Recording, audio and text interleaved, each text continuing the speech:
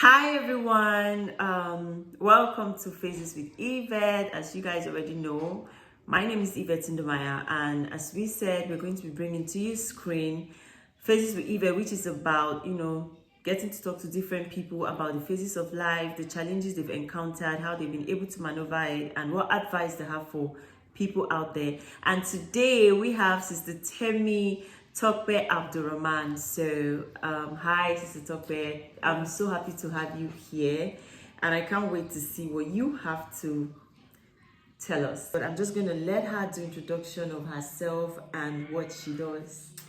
Thank you again for having me. My name is Temi Tokpe Abdurrahman. I currently work as a social service provider, basically as a social worker, providing for people that are in need different services to help them get back on their feet again. Interesting.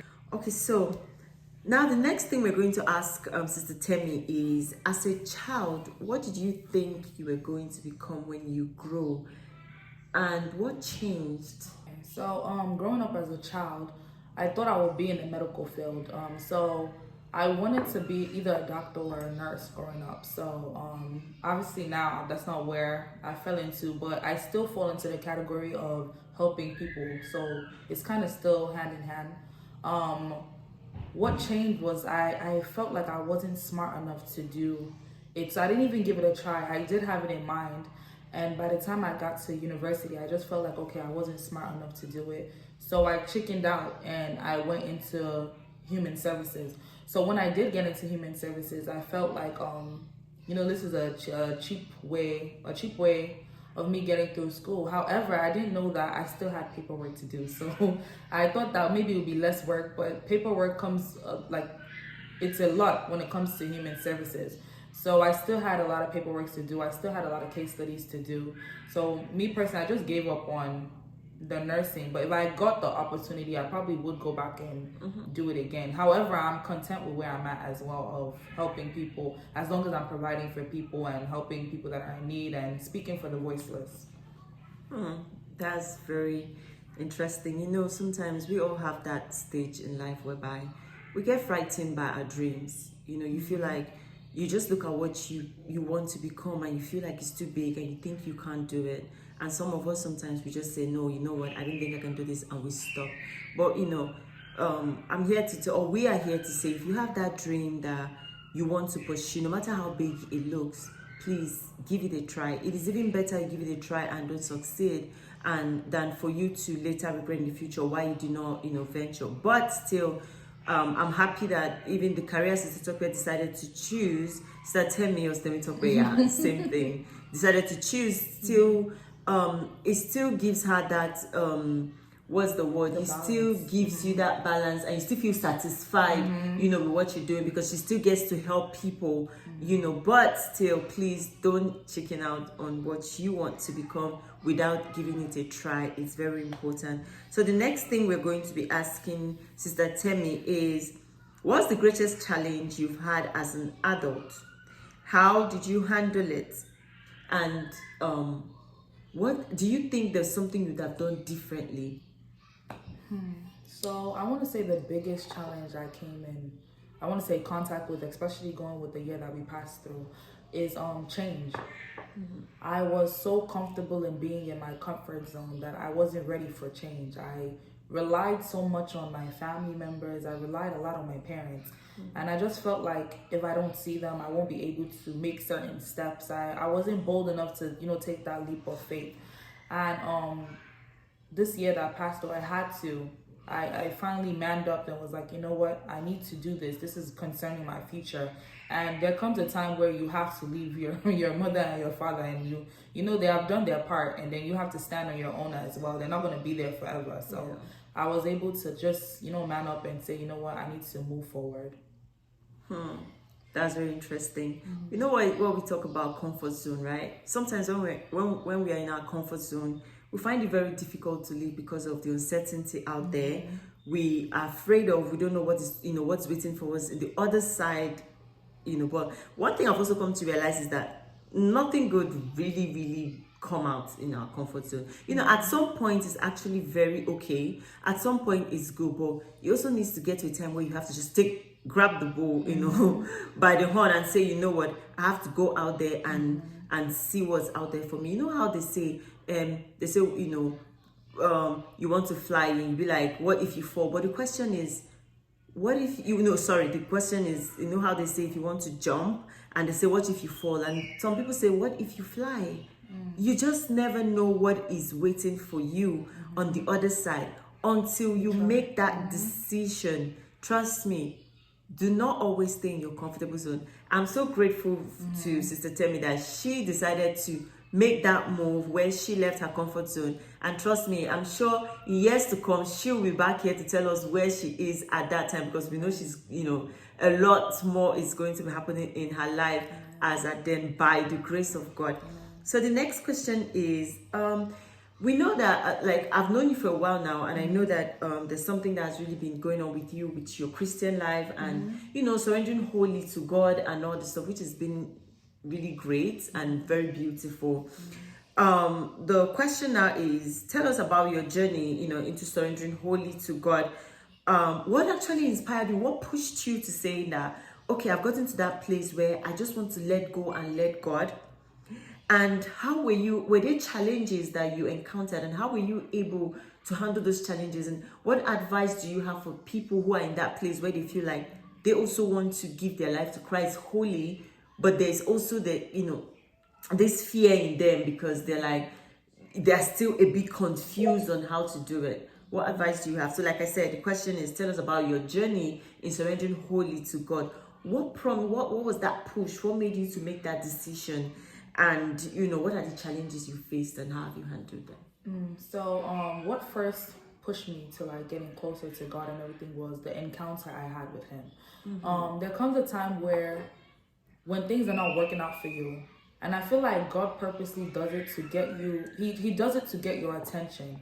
So I felt like I was in a room that was so noisy and I couldn't hear his voice. So he purposely put me in a room where I was by myself, and that was the only way to get my attention from the things I was doing, from the people I was surrounding myself with. And I realized that I couldn't do anything. I don't have any strength to do anything without him. Everything, I sat down and I realized certain things that I asked God about, and I saw how he would do it for me. And I would see the things that I would decide that, okay, I'm going to do it by myself, and I would see how it wouldn't work out for me. So I realized I needed to leave everything for God and let him just do. I realized that my life is not really my life. It's more of, it's for God, and I just need to surrender and let him mold me the way that he wants to mold me. I want to see some of the struggles that I want to say that I did have on this journey was being consistent. Because there's a time where you will still have that fire burning in the beginning, and when you don't see certain manifestations at times, you become reluctant, oh, why am I praying? Why am I fasting? Why am I doing this? I don't have the strength to pray. I can't be bothered.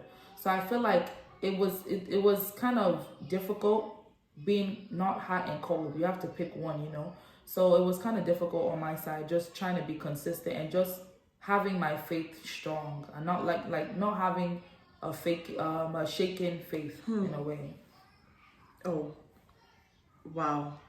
You know how when it comes to surrendering wholly to God, sometimes a lot of people are afraid, because I've had someone say to me that one of their greatest fear was, Lord, let your will be done, because they think they can't handle the will of God. But funny enough, this person right now has surrendered wholly, and that's the best decision that she has ever made. I'm going to tell you this: if you are in that place where somehow you're feeling like you don't understand what's going on in your life anymore, you feel like there's something about you spiritually that just needed that needs a higher source, that needs something different. That could be God trying to call your attention. It could be that the things that used to make you joyful are no longer pleasurable to you. It could be that some of your friends are no longer, it's like God is just separating you from them. This time around, I don't mean if your character or your bad attitude is taking your friends away. No, I mean genuinely, you could feel like there is a change. There's just something in the atmosphere that you just cannot understand. You're just in that place where you feel like you need a greater source of strength, and you can't get that from maybe your family or friends or even your job. Then it's that time for you to come to God and start asking God, what are you saying? In fact, even without that, we need God to survive. We were made from him. We need him to have that full, that wholeness. For us to be whole, we literally need God. There is no cutting corners. There is no, in fact, there is no other way to explain these things to you. Until you have that encounter, you may not really understand what we're saying. But all I'm saying is that there is no regrets in taking that, that route.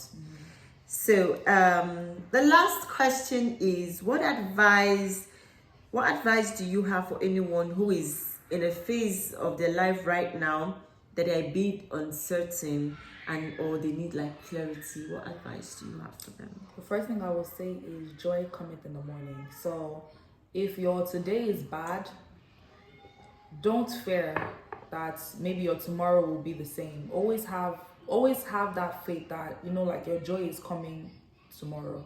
Don't be scared of, Rome wasn't built in a day, so it might not be rosy today, but have that faith that things are gonna fall in place. Lines are gonna fall in pleasant places for you. So anyone that you see that's a millionaire today, anyone that you see that is a good preacher today, anyone that you see that is a good advocate today, they started from somewhere. It's not that everything they might not show you how they started, but if you ask everyone has a backstory of how their journey started. And never give up yourself. Don't ever tell yourself that, oh, you know what, I'm not smart enough to do this. That is the doubt that is like affecting you. And those are certain regrets that I had growing up as a child, because I was very doubtful. And with certain things that I do now, I'm like, okay, I'm actually smart. Sometimes I would say certain things, even when I got to school at a certain time, I would do so well. And I would look back and I would say, wait, I'm not stupid. Why did I feel like I wasn't smart enough to do that thing? But it was that bad energy in me that was telling me that I can't do it. So those are certain things that I do regret doing as a child. So if you're in my shoes at this moment, I don't want you to give up. I want you to keep pushing and definitely know that success is yours. Thank you. Oh my God, this has been very, very impactful. And I'm telling you, right, nobody got it all at once. Like Sister Temi said, Rome wasn't built in a day. Sometimes you may not have seen the backstory of some people who are successful today, but if you have the opportunity to see where they started from, the challenges they went through, you realize that, oh my God, it's never that easy. But no matter the phase that you're in right now, don't give up. Listen, doubt is not of God. The Bible tells us that God has not given us the spirit of fear, but the spirit of sound mind. Spirit of a sound mind. So when you begin to have that fear, just know that that's the enemy trying to stop you from where God has planned for you to be. Just like Sister Temi said, she was at a point in her life when she used to have doubt. And because of it, what she wanted to do at the earlier stage of her life, she couldn't do it because she had this doubt in herself. She didn't believe she could do it. She thought she wasn't smart enough until she got to that place and she realized, oh my God, I can actually do this thing. I'm actually smart. So don't see yourself like you're not smart. Don't see yourself like you can't do it. Give it a try. Go ahead and do it. Believe in yourself. Believe in God. But just know that life is about phases of life.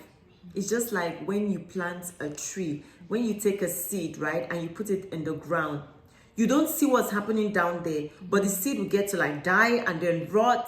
And if you dig out the ground at that point and see that seed when it is rotten, you're going to be like, nothing good is going to come out from this, but give it some time. Just before you know, there's a sprout of something, of a new life, of a new beginning. So if you're in that process where you think you're dying, where you think nothing good is going to come out of you, that's not true. God has put more than enough. God has put everything beautiful inside of you. You can become that which you want to become. Just know that you are in a phase. And until you get to that point where it's like your son, when it's like you smiling time, when it's like your season of rain and sunshine and joy, please do not give up. God has a lot in store for you. But one advice, whatever you do, surrender wholly to God, because He will lead you to your land of milk and honey. Thank you guys so much for staying with us and listening to Phases with Yvette.